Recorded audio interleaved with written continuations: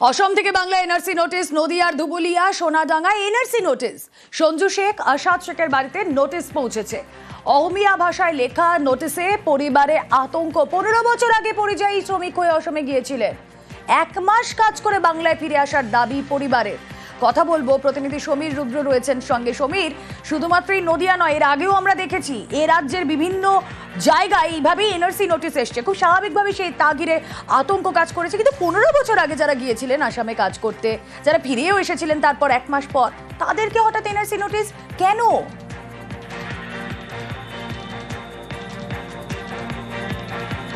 তবে গতকালই এই বিষয়টি প্রকাশ্যে এসেছে, কারণ সাংসদ মহামৈত্র এই বিষয়টি নিয়ে সোচ্চার হয় সমাজ মাধ্যমে।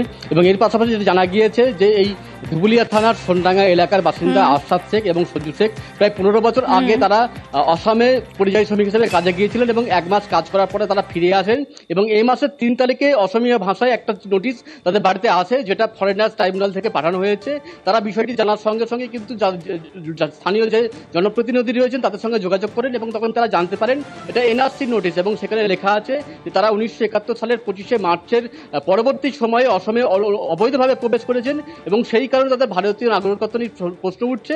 এবং যারা 9 তারিখ এবং 13 তারিখের মধ্যে তারা যেন সমস্ত নথিপত্র নিয়ে সেখানে দেখা করেন। এবং এই পরিপ্রেক্ষিতে কিন্তু তাদের মাথায় আকাশ ভেঙে পড়ে এবং তারা জানাচ্ছেন তারা জন্মসূত্রে ভারতীয় নাগরিক, তাদের পূর্বপুরুষ দীর্ঘদিন ধরে ধুবুলিয়া এলাকায় বসবাস করছেন এবং হঠাৎ করে মাত্র 15 বছর আগে তারা গিয়েছিলেন, 1 মাস কাজ করেছিলেন আসামে। এবং এতদিন পর তাদের বাড়িতে এই চিঠি এসে পৌঁছানো, তারা কিন্তু হতবাক এবং তাদের পরিবারের পাশে থাকার আশ্বাস দিয়েছেন মহামৈত্র।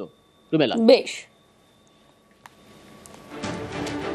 এই মাসের 3 তারিখে আমার কাছে একটা কাগজ আসে আসাম থেকে। সেটা পুরোটাই আসামি ভাষায় লেখা রয়েছে। এখানকার প্রতিনিধিদের দেখায়, তারা এটা বললো যে এটা এনআরসির কাগজ। এটা পুরোটাই ভুলভাবে এসেছে। আমার এখানে আমাদের এখানে সব ডকুমেন্টস, আমার বাপ দাদা 14 পুরুষ সবাই এখানেই বসবাস, এখানেই থাকি। আমি গিয়েছিলাম 14 বছর আগে গিয়েছিলাম পরিযায়ী শ্রমিকের কাজের জন্য গিয়েছিলাম। সেখানে আমি 1 মাস কাজ করি, তারপরে আমি চলে আসি। আমার হিসাবে তো আসামে তো জামিন হওয়া দরকার না। আমি তো আসামের লোক নাই, আমি তো পশ্চিমবঙ্গের লোক। আমার এখানে বাড়ি, এখানে আমার সবকিছু। আমার বাবা থেকে বাপ থেকে সবকিছু দিয়ে দেয় নাই আমাদের। ঠিক, বিশাল আতঙ্ক, মানে টেনশনে, মানে খাওয়া বন্ধ হয়ে গেছে আমার। মানে এত পরিস্থিতি, আমি কাজে যাই, মানে আমার টেনশন যে কি হবে। আসামে গিয়েছিলেন? হ্যাঁ, আসামে কাজে গেছিলাম। কত বছর? তাও 16 বছর আগে। এতদিন পরে কি মনে হচ্ছে? এতদিন মনে হচ্ছে কি হবে যে মানে বিজেপি সরকার আছে মনে হয়, সেভাবে করেছে।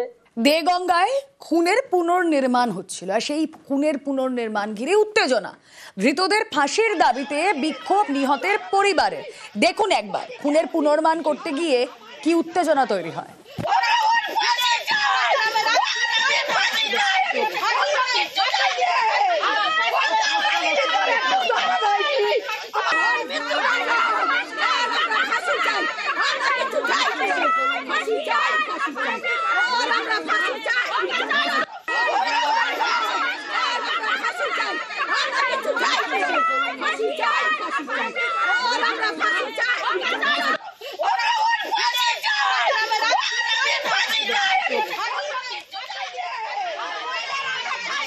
জিয়াউল আলম রয়েছেন আমাদের সঙ্গে। জিয়াউল, মঙ্গলবারের ঘটনায় বিবস্ত্র দেহ উদ্ধার হওয়ার পর আজ যখন পুলিশ ঘটনাস্থলে যায় ঘটনার রিকনস্ট্রাকশন করতে, আপত্তি কিসের, কি কারণে এই উত্তেজনা?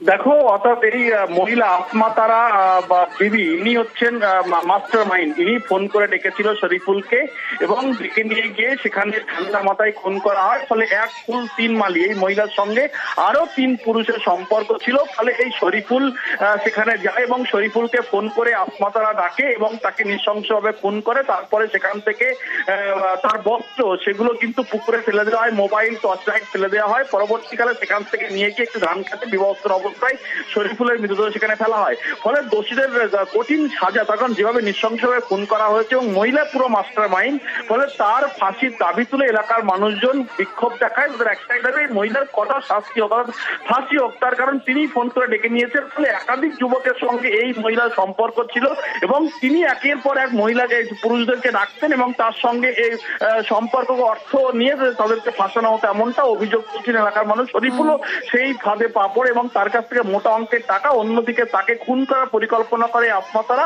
এবং আসমাতারা আরো 2-4 সঙ্গীকে নিয়ে ঠান্ডা মাথায় খুন করে জলে ফেলে দেয়। ফলে তার কঠোর সাজা হোক এমনটা দাবি তুলে এলাকার মানুষ বিক্ষোভ দেয়। ওকে,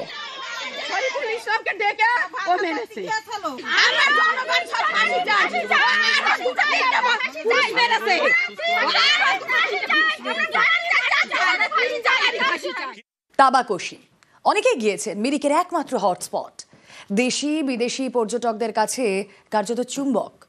এই পর্যটন কেন্দ্র বদলে দিয়েছিল এলাকার অর্থনীতি, কিন্তু শনিবারের বৃষ্টি, ধস, সব শেষ। সেই চারিদিকেই শুধু ধ্বংসের ছবি।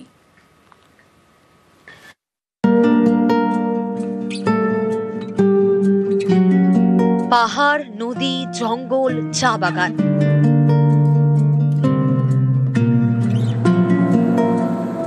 একেবারে ছবির মতো জায়গা তাবাকশি। দার্জিলিং জেলার মিরিকে পর্যটনের হটস্পট। শনিবারের দুর্যোগে সেই তাবাকশি লন্ডভন্ড। নাগাড়ে বৃষ্টিতে ফুঁসে ওঠে রাংভাং নদী, ধস নামে, ক্ষতিগ্রস্ত হয় প্রায় 16টি হোমস্টে। কয়েকটি হোমস্টে ভেসে গিয়েছে, কয়েকটি হোমস্টে কোনো রকমে দাঁড়িয়ে। 16 से 17 होम स्टे का डैमेज हो गया है। लॉस तो मेरा मेजर लॉस है। आप देखिए पूरा लॉस है। मतलब मेरा पूरा, मैंने आज तक जितना भी कमाई किया सब कुछ डाल दिया था, सब कुछ लॉस है। রাংভাং নদীর উপর লোহার সেতু, জলের তোড়ে সেই সেতু ভেঙে চুরমার। পাশেই কোনো রকমে নদী পারাপারের জন্য একটা রাস্তা তৈরি করা হয়েছে। ভেঙে গিয়েছে মিরিক এবং তাবাকশির মধ্যে সংযোগকারী সেতুও। ফলে 20 মিনিটের রাস্তা এখন ঘুরপথে যেতে 2 ঘন্টা। 1968 से भी बड़ा है ये। इस टाइम तो अभी तो यहाँ पर बहुत डेवलप हुआ था। हम लोग एकदम विच्छिन्न हो गए। पता नहीं कब टूरिस्ट आके यहाँ का व्यवसाय बढ़ेगा। हम लोग तो यही मांग है कि यहाँ ये जल्दी से जल्दी ये रास्ता और ये दोनों तरफ पक्का बात बनना चाहिए। তাবাকশি 2020 সালের পর থেকে মিরিকের পর্যটনের মোড় ঘুরিয়ে দেয়। দেশ তো বটেই, বিদেশি পর্যটকদের কাছে হয়ে ওঠে চুম্বক, বদলে দেয় এলাকার অর্থনীতি।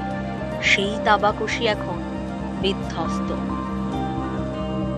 इस डिजास्टर की वजह से नेचुरल हम लोग मेजर टूरिस्ट में बहुत है। इस बार जो अभी टूरिस्ट सीजन था उसमें बहुत इफेक्ट हुआ है। पहले हम लोग इसको कनेक्टिविटी ठीक करेंगे, ब्रिज ठीक करेंगे, उसके बाद फिर आस्ते आस्ते ग्रो हो जाएगा। फिर टूटा है तो फिर बनाना भी पड़ेगा ना। इसीलिए तो गवर्नमेंट है, सरकार है, सब लगा। सीएम मैडम खुद आया पहाड़ में।